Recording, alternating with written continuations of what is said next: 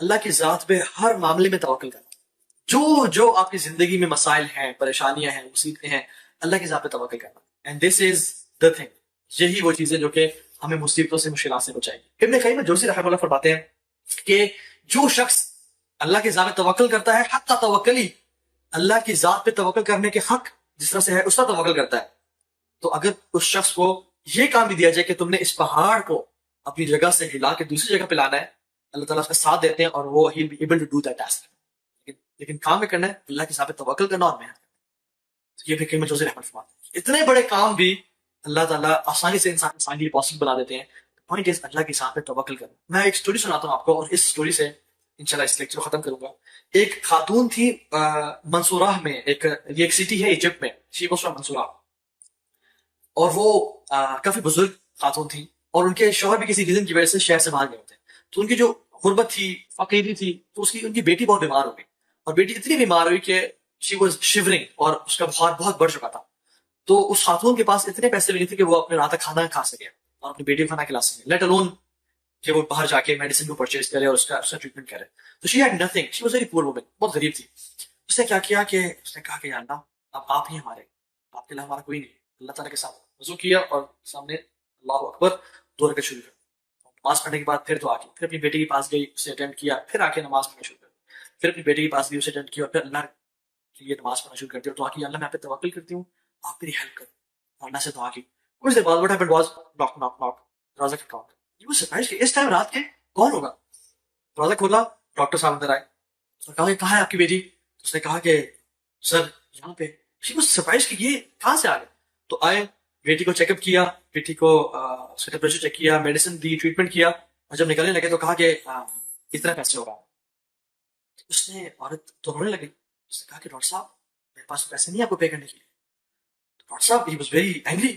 تم کس طرح کی عورت ہو، تم نے مجھے کال کی ہے، مجھے تم نے اس ٹائم اپنے گھر بلایا ہے، اپنی بیٹی کا چیک اپ کرایا، اور جب میں نے چیک اپ کر لیا ہے تم کہتی میرے پاس پیسے نہیں ہے، تمہیں کوئی حیا نہیں ہے، تمہیں کوئی شیم نہیں ہے، یہ تم نے کیا کیا میرے ساتھ. تو اس نے سرپرائز ہوا کہ ڈاکٹر صاحب آئی نیور کال یو. میں تو میرے پاس اتنے پیسے نہیں کہ میں رات کا کھانا کھا سکوں، میرے پاس اتنے پیسے نہیں کہ میں موبائل فون افورڈ کر سکوں، میں تو کال نہیں کیا آپ کو. تو اس نے کہا کہ کیا یہ گھر نمبر فلانا فلانا نہیں ہے. اس نے کہا کہ نہیں، یہ 7 والا گھر جس پر میں بات کر، یہ 7 والا دروازہ تھا. اللہ اکبر. اور ڈاکٹر جلدی سے اس گھر میں آ گیا اور check up. Doctor was amazed. اور پھر وہ بھی رونے شروع ہو گیا اور پھر اس بوڑھی عورت کو بٹھایا، کہا کہ ٹیل می یور اسٹوری، اپنے بارے میں بتاؤ.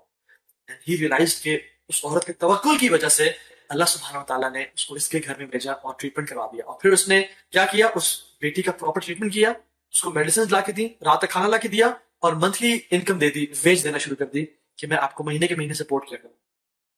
الیس اللہ بکاف عبدہ، کیا اللہ تعالیٰ اپنے بندے کے لیے کافی نہیں ہے؟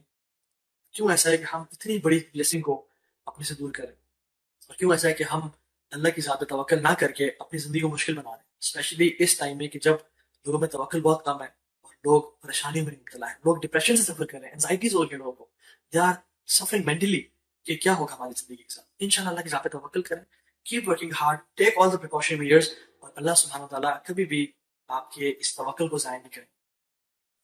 ٹائم کافی لیٹ ہو چکا ہے. I wish to take some questions لیکن انشاءاللہ تعالیٰ میں questions بعد میں لوں گا. Before I leave, I want to make an announcement.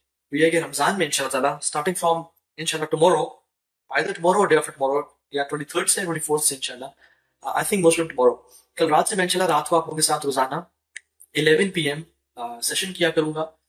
روزانہ آپ سے کوئی نئی بات شیئر کروں گا انشاءاللہ، جس میں خود بھی ہم لوگ سیکھیں گے اور ہمیں بھی ایک نئی چیز پہ عمل کرنے کا موقع ملے گا. اور اس کے اینڈ میں ہم تھوڑا سا Q&A سیشن بھی کریں گے. It will be online interactive discussion انشاء اللہ تعالیٰ، جس میں میں آپ کے سوالات بھی لوں گا اور کچھ روزانہ کچھ چیزیں آپ سے روزانہ شیئر کیا کروں گا. بہت لمبا سیشن نہیں ہوگا یہ، it will be short and brief session, تقریباً 15 سے 20 منٹ کا، اور اس کے بعد 10-15 منٹ آپ لوگوں کے میں کوشچنس دیا کروں گا تاکہ ہم رمضان کو بہترین طریقے سے بنا سکیں. And we should be the better version of ourselves. ہم اپنی لائف کو بھی امپروو کر سکیں، دنیا میں بھی بہت کچھ کما سکیں اور اپنے رب کو بھی راضی کر سکیں. اینڈ اس رمضان کو اپنی زندگی کا بہترین رمضان بنا لیں. اللہ تعالیٰ ہم سب سے راضی ہو جائیں، اللہ تعالیٰ ہم سب کو اپنا محبوب انسان بنا دیں. اللہ تعالیٰ ہم سب کو جو آج اس سیشن کو دیکھ رہے ہیں یا جو فیوچر میں دیکھیں گے، میری خالص اللہ تعالیٰ سے دعا ہے کہ اللہ تعالیٰ ہم سب کو ان 70,000 لوگوں میں سے لکھ دیں کہ اللہ پہ توکل کرنے والے ہیں اور جو بغیر حساب کتاب کے جنت میں داخل کر دیے جائیں گے. اور میری دعا ہے کہ اللہ سبحانہ و تعالیٰ ہمیں رسول اللہ صلی اللہ علیہ وسلم کے ساتھ نصیب فرمائے اور ہمیشہ ہمیشہ کی زندگی نصیب فرمائے انہیں کے ساتھ. مع الذين انعم الله عليهم من النبيين والصديقين والشهداء والصالحين حسن اولئك رفیقا. جن لوگوں پہ اللہ نے انعام کیا تو اللہ ہم لوگوں کو بھی انعام یافتہ لوگوں سے بنا دے. Why I selected the time 11 PM کیونکہ دن میں لوگ اکثر بزی بھی ہوتے ہیں, پھر کچھ افطاری کی تیاریاں بھی کرنی ہوتی ہیں, اور اکثر رات کا ٹائم 11 بجے کا ٹائم اسپیشلی وہ ہے جو کہ لوگ اکثر فری ہوتے ہیں. رمضان کی راتیں لوگ الحمدللہ جاگ. نہ تو میں نے آپ کو تھیوریٹیکل باتیں بتا دی کہ کیا کس طرح سے اللہ کی زیادہ توقع کرنا چاہیے. Let's talk about some practical examples کہ واقعی میں جو لوگ نیک لوگ گزرے انہوں نے اللہ کے ذات پہ کس طرح توکل کیا, اور ان نیک لوگوں کے سردار کون ہیں؟ رسول اللہ صلی اللہ علیہ وسلم. انہوں نے اللہ کی ذات پہ کس طرح توکل کیا. میں آپ کو ایک واقعہ سناتا ہوں. متفقون علیہ حدیث ہے. بائی دی وے یہ بات یاد رکھیں, جب بھی کہا جائے نا متفقون علیہ حدیث ہے, اس کا مطلب کیا ہوتا ہے؟ متفقون علیہ حدیث وہ ہوتی ہے کہ جو بخاری میں آئی ہے, صحیح بخاری میں اور صحیح مسلم میں آئی ہے. جو حدیث کی سب سے 2 اتھینٹک کتابوں میں آ جائے نا, بخاری اور مسلم میں, وہ متفقون علیہ حدیث ہے. ٹھیک ہے, تو جو حدیث, دس از دا ہائیسٹ کیٹیگری آف حدیث جو کہ بخاری اور مسلم دونوں نے اپنی کتابوں میں لا دی ہے, کیونکہ صحیح بخاری قرآن کے بعد سب سے اتھینٹک کتاب ہے. ٹھیک ہے, تو جو حدیث صحیح بخاری میں آ گئی ہے اور صحیح مسلم میں آ گئی ہے تو وہ متفقون علیہ حدیث ہے, اور جس کے بارے میں ہم لکھتے ہیں اگریڈ اپون. اس کا یہ مطلب نہیں کہ پوری امت کا اس پہ اجماع ہو گیا ہے, تمام حدیث کتابوں میں آ گئی ہیں. ہو سکتا ہے کہ جو متفقون علیہ حدیث ہے وہ ابن ماجہ میں, سنن ترمذی میں نہ آئی ہو. ٹھیک ہے, وہ صرف بخاری اور مسلم میں ہی ہو. ٹھیک ہے, تو اور تمام فقہ کو اس پہ, ویسے تو جو حدیث صحیح بخاری میں آ جائے اور صحیح مسلم میں آ جائے, ہر انسان کو چاہیے کہ اس پہ ٹرسٹ کریں اور لائے کریں, کیونکہ اس کی وہ اتھینٹک حدیث ہے. وہ اپنی صحت کے اعتبار سے, ہیلتھ کے اعتبار سے اٹس امیزنگ حدیث, مطلب اٹ از ایزیلی ایکسیپٹیبل کیونکہ وہ صحیح حدیث ہے. تو امت کو اسے ایکسیپٹ کرنا چاہیے, لیکن انفارچونیٹلی کچھ لوگ کرتے نہیں ہیں اور کچھ ڈفرنٹ اوپینینز کو فالو کرتے ہیں. So this was a short quiz from all of you guys. ماشاءاللہ اکثر لوگ آپ میں سے ماشاءاللہ کامیاب ہوئے ہیں. شبانہ ایوبی کہہ رہے ہیں صحیح بخاری اور مسلم کی حدیث کو. جزاک اللہ خیر شبانہ, آپ نے میری بات کا جواب سن کے تو نہیں کہا, نہیں مجھے امید ہے کہ آپ نے پہلے کہا ہوگا.